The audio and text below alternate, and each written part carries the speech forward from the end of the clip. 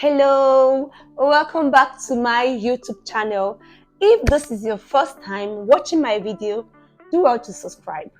If this is not your first time, thank you for always sticking with us. Okay, today we are going to be answering some important questions. We started with the first and the second, so today we'll be answering the third question that was asked a month ago. And the question goes like this.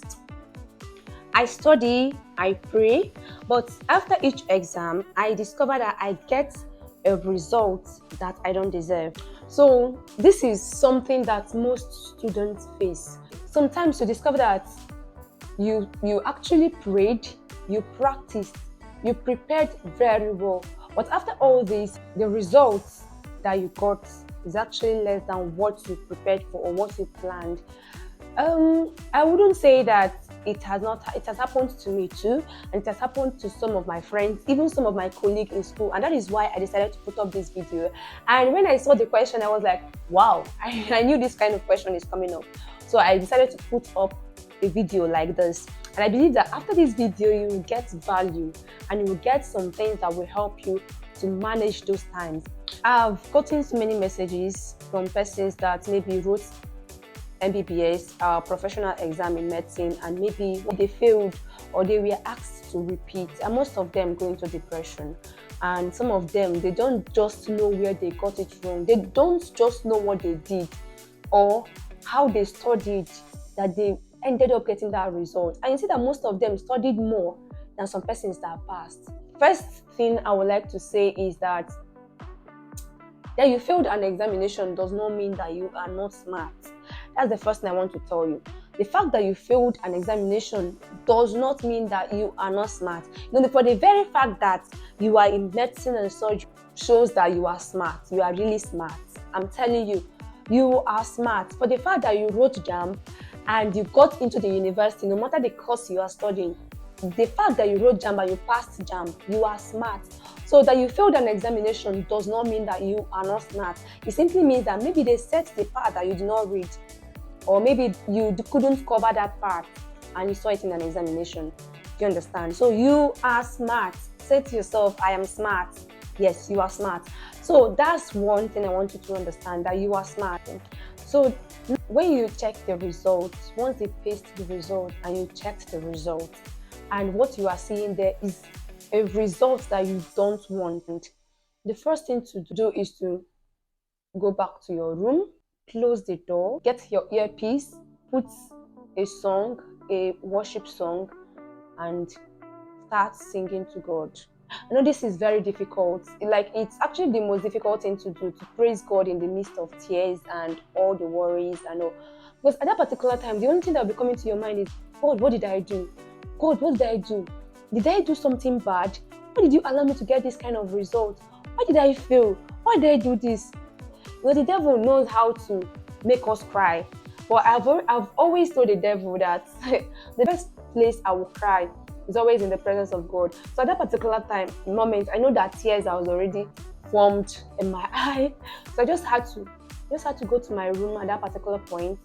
I'll plug in my earpods and put one worship and then be listening to it and then be praying to God, because I'll be praying in the spirit, because at that particular time I just want to cry. I just want to let out my feelings and all. So I'm doing it in the presence of God. I'm telling God, Father, this is how I feel. Please help me, strengthen me, help me, give me the grace to hold this. This is beyond me. Help me, strengthen me. I will just be praying, Father, help me, help me, help me. So when you see your result, the first thing to do at that particular time is to go back to God in prayers. It's hard, but it will help you. When you go back to God in prayers, this is what will happen. God will give you peace. God will console you. God's spirit within us will start comforting you, giving you the right words. Without you talking from your mind, you start talking from your spirit. You are praying in the spirit. You are being strengthened, because at that particular time you are weak. Tell God how you feel. Don't start cursing God. No. Tell God, Father, I feel so down. I feel so sad. My result makes me want to cry, but I trust you. It's difficult to worship God when you are in pains, but that's actually a very wonderful thing to do. So that's the first thing. And after that, give yourself a break, okay? Sleep. If you want to sleep, I'm repeating it again, sleep. Next thing to do is to meet those people that did very well, congratulate them, and take their notes. Maybe if you are repeating or if you are reciting, chat them up, congratulate them, tell them, please, can I get your notes? Can I get your materials? Can I get what you used? These things can help you to cross-check your own notes.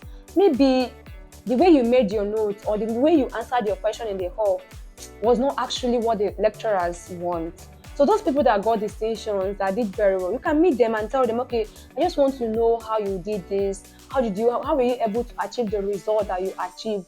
Can I get your materials? Don't do the same thing that you are doing over and over again and expect to pass. You have to change method. Now, if you're aiming for distinction and you did a particular thing and you did not get distinction, it means that maybe you're not following the right way, or you can just meet the people that got distinction and ask them some questions.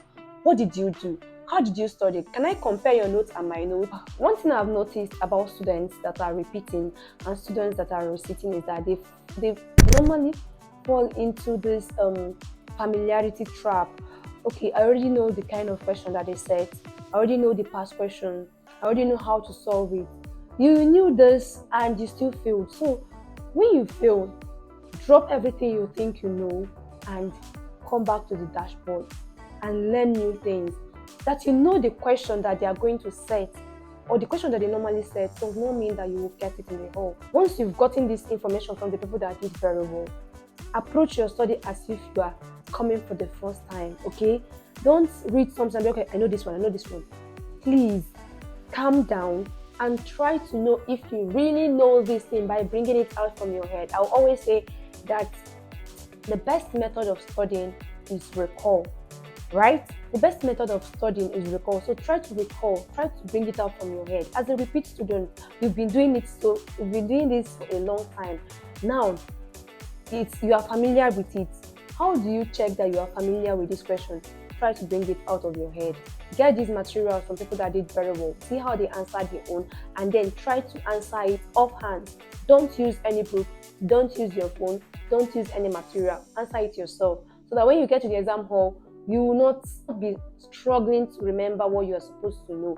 Please, if you're a repeat student, I will always encourage repeat students not to form groups together. It's not always wonderful. What you have to do is to look out for some persons that are doing well. Even if you don't join any group, you can just meet somebody one-on-one. Please, can I be discussing some things with you after studying?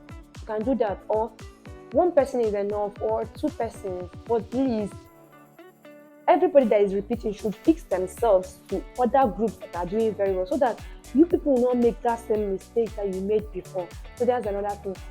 Then for my friends and some persons that maybe you aimed for distinction and you not get that, let me tell you the truth. Sometimes it can actually bring down your morale. It can actually bring down a lot of things. It can actually make you to be depressed. It can actually make you not to want to try again. So you can just decide to be an average student. Talk to a friend, a very close friend that loves God the way you do, that will not start telling you after going to fellowship this. Know who you disclose such information to. And the last one is, please talk to a mentor, okay? Get a mentor. I advise every medical student to get an academic mentor. You know, after my 400 level, when I was starting 500 level, I was talking to my mentor and we were chatting, and he said, hope you know the criteria for I attending your induction and all. And I told him, Chief, I don't think that our plan will work, because already coming into med school, I already planned the courses I'm going to get distinctions in. I planned I'll get in anatomy, biochemistry. Then after my anatomy and biochemistry distinction, I planned I'll get in pharm and parts, because my mentor got in pharm and parts. And I also planned I'll get in surgery, making it 5 distinctions. So I had 5 distinctions in mind. But the funny thing was that throughout my medical school, those ones I wanted to get distinctions in are the ones I did not get distinction. And this one now is God trying to tell me that, see, it is not by your own strength. Do you understand? So this was, but nevertheless, God still showed me mercy. The courses that I did not plan to get distinctions in were the courses that I got distinctions in. That 500 level beginning, I was just in my because I already lost the two distinction. So I was now expecting just surgery, because like it's easy for a smart student to get distinction in surgery, part farm. So these three were my targets in clinical class. So when I didn't get the two, I was down. You understand? I was like, how would I get these honors and all? So I just told my mentor, I don't think our plans will be met. I don't think this our agreement, but I then told him that I didn't get distinction in 400 level. Okay, he knew. I was just opening up again to him how I felt and all. He told me something that actually dragged me up from where I was. He said that when you just had 5 courses, you've just done 5 courses, you still have 5 to go. So we still expect you to get as much as you can from these 5. That was the word that he dropped, and that word alone actually encouraged me. When immediately he said those things to me, I was so happy. I stood up as if strength entered me again, and I was like, Onye, it's time to push. This is not just for you. This is for God, and this is for your purpose. You have a purpose in this school, and you have to really do well.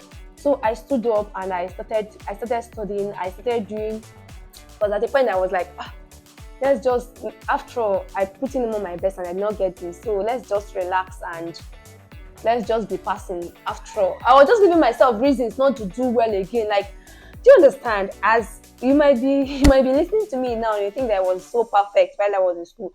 I also failed. I also felt bad the way you did. I also talked funny things the way you are talking now. But then I had my mentor talk to me, and I got back and I decided, okay, God, we are doing this again. I know that you called me here for a reason, and I'm going to partner with you to fulfill purpose here in school. So that was how I started again. So you need a mentor. As a Christian, you need somebody that models Christianity too as a mentor.